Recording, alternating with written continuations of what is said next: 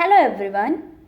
इस वीडियो में हम दो टॉपिक पर डिस्कस करेंगे जो कि है ब्रेक इवन पॉइंट और दूसरा जो है वो है शट डाउन पॉइंट।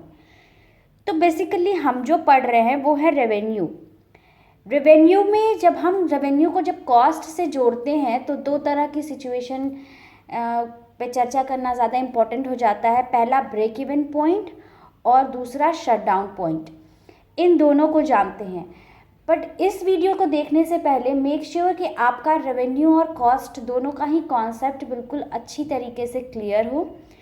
और मैंने इन पे सारे प्रीवियस वीडियोस अपनी बनाई हैं। आप चाहे तो इकोनॉमिक्स की प्लेलिस्ट सीरीज़ में जाकर के इन वीडियोस को आप देख सकते हैं, और उन वीडियोस को देखने के बाद अगर आप इस वीडियो को देखते हैं तो आपको ये वीडियो और अच्छी तरीके से क्लियर होगी।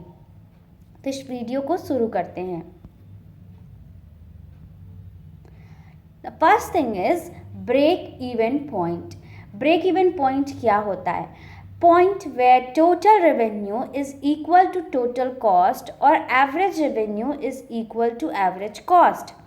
Now basically average revenue हमारा क्या होता है? प्राइस, ठीक है, और एवरेज कॉस्ट होता है पर यूनिट कॉस्ट, यानी एक यूनिट किसी भी कमोडिटी के एक यूनिट को बनाने में जो खर्च आया वो एवरेज कॉस्ट, और जो उससे पैसे मिले एक सिंगल यूनिट के वो एवरेज रेवेन्यू, और टोटल रेवेन्यू हमारा यानी टोटल सेल जो हुआ उससे जो रिसिप्ट्स आई उससे जो पैसे आए वो हमारा टोटल रेवेन्यू, और टोटल कॉस्ट यानी जो हमारा टोटल आउटपुट था उनको बनाने में कितना खर्च लगा।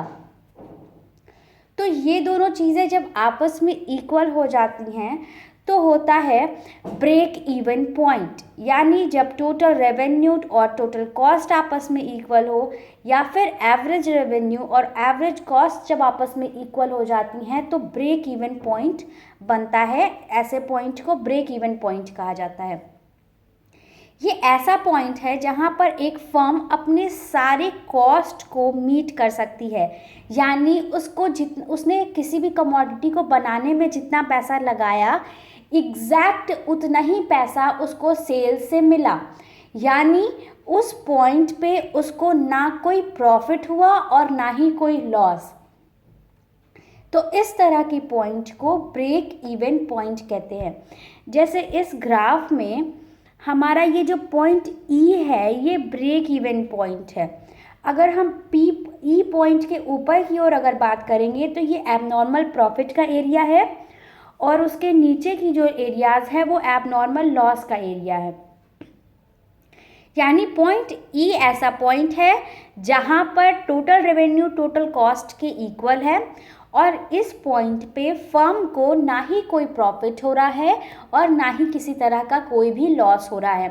फर्म ने किसी भी प्रोडक्ट को बनाने में जितना पैसा लगाया एग्जैक्ट उतना ही पैसा उसको इन रिटर्न उसके सेल पे मिला, यानी उसे 1 रुपीज़ भी अपना ना लॉस हो रहा है ना ही उसको 1 रुपये का भी फ़ायदा हो रहा है। तो इस तरह का जो पॉइंट होता है वो ब्रेक इवन पॉइंट कहलाता है। और जो दूसरा इसका केस होता है वो होता है एवरेज कॉस्ट या और एवरेज रेवेन्यू के केस में। तो हम जानते हैं कि जो हमारा एवरेज रेवेन्यू होता है वही हमारा प्राइस भी होता है।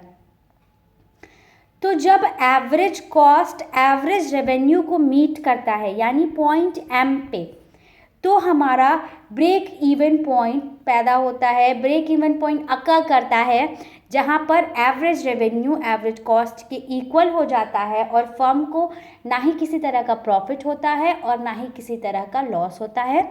फर्म उस प्रोडक्ट को एग्जैक्ट उतने में ही सेल कर रही है जितना कि उसको कॉस्ट लगा उसको बनाने में।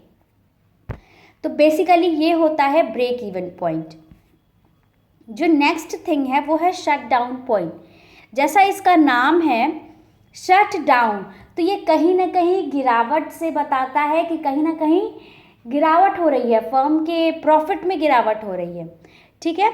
Situation when firm is able to cover its variable cost only. हमने पढ़ा कॉस्ट में कि फर्म जब कोई प्रोडक्ट को बनाती है, कोई कमोडिटी को बनाती है, उसमें इनपुट्स लगाती हैं, तो दो तरह के कॉस्ट अकर करते हैं। पहला फिक्स्ड कॉस्ट और दूसरा वेरिएबल कॉस्ट। फिक्स्ड कॉस्ट वो जो कि आउटपुट हो ना हो वो कॉस्ट लगेंगे ही, और वेरिएबल कॉस्ट वो जो कि हमारे आउटपुट के अकॉर्डिंग चेंज होते रहते हैं। अगर कम आउटपुट है तो कम वेरिएबल कॉस्ट, और अगर ज़्यादा आउटपुट है तो ज़्यादा वेरिएबल कॉस्ट। तो जब टोटल रेवेन्यू सिर्फ टोटल वेरिएबल कॉस्ट के इक्वल हो, यानी फर्म उतना ही रेवेन्यू पा रही है जितना कि उसका वेरिएबल कॉस्ट आ रहा है, इनपुट का जो खर्च आ रहा है, वेरिएबल इनपुट्स का जब उसको सिर्फ खर्च निकल पा रहा है, तो उस तरह के पॉइंट को शटडाउन पॉइंट कहते हैं। क्यों? क्योंकि ये पॉइंट ऐसा है जहाँ पर वो अपने फिक्स्ड कॉस्ट जो उसके अकर हो रहे हैं, जैसे उसके लैंड का रेंट, उसका फ्यूल पावर का बिल, इंश्योरेंस प्रीमियम का बिल जो अगर हो रहा है, वो क्या हो रहा है, वो उसको वो रिसिप्ट नहीं निकाल पा रही है, वो उसको रेवेन्यू से नहीं मिल पा रहा है, सिर्फ वो टोटल वेरिएबल कॉस्ट को ही रेवेन्यू से निकाल पा रही है, और फिक्स्ड कॉस्ट का उसको लॉस हो रहा है। तो इस तरह की पॉइंट को हम शट डाउन पॉइंट कहते हैं। जैसे इस फिगर में जो पॉइंट एल है वो हमारा शट डाउन पॉइंट है। इस पॉइंट पे जो हमारा आउटपुट है वो एवरेज कॉस्ट तक रीच ना करके एल पॉइंट पे ही रुक जा रहा है, सिर्फ वेरिएबल वाले कर्व को ही टच कर पा रहा है, एवरेज कर्व को टच नहीं कर पा रहा है। तो ये क्या शो कर रहा है कि जो हमारा AR है, यानी जो हमारा एवरेज रेवेन्यू हमें मिल रहा है किसी भी प्रोडक्ट को सेल करने से, वो सिर्फ हमें उतना ही मिल रहा है कि जितना हमने उसमें वेरिएबल इनपुट पे खर्च किया था। जो फिक्स्ड फैक्टर्स पे खर्च हुआ था उसका हमें पैसा नहीं मिल रहा है। तो एक तरह का क्या हो रहा है, ये कंपनी को लॉस हो रहा है, फर्म लॉस से सफ़र कर रही है।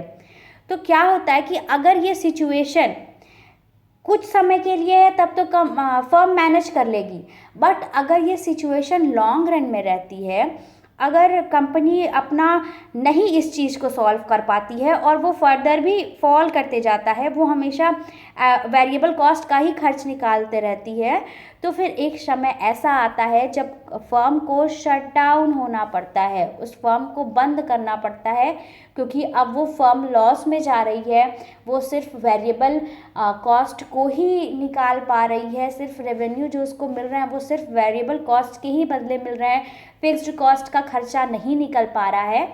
तो इस पॉइंट के बाद अगर ये पॉइंट कंटिन्यू करता है लंबे समय के लिए, तो फर्म को शट डाउन करना पड़ता है, बंद करना पड़ता है, जिस वजह से इस पॉइंट को शट डाउन पॉइंट के नाम से जाना जाता है।